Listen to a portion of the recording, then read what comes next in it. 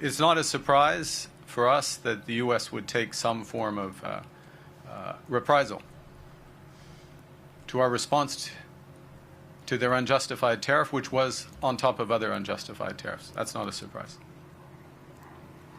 But what message does that send to the workers in Michigan and Ohio and Kentucky and Alabama who rely on Canadian demand?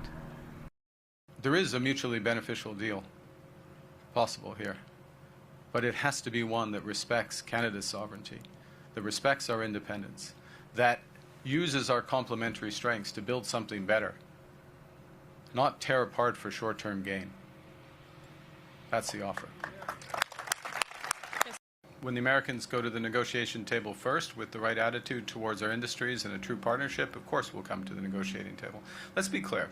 There is an existing arrangement between our countries and Mexico that works. It can be improved.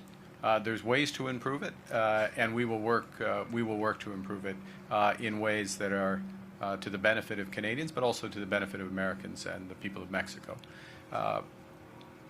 But an attitude at the negotiation table that Canada is a subsidiary of the United States, that Canadian industry is going to be disadvantaged relative to American industry, that we're going to set up terms so that over time Canadian industry is going to face constant headwinds. That's not something we're going to accept. Today, we're announcing the largest shipbuilding initiative in Quebec's history. The Government of Canada will invest more than $11 billion to build 6 new program icebreakers for the Canadian Coast Guard in partnership with Chantier Defies. Yeah. Right. We'll move fast. The first steel, Canadian steel. The first steel will be cut next fall.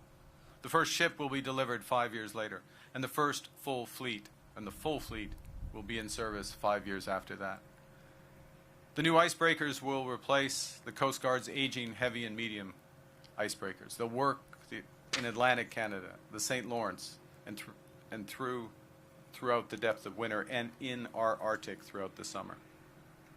And Canada will be a partner in that, but on terms that work for Canadians and work for these workers here. Thank you. Thank you, everyone. This was an press conference. This is going to be a conference. Merci.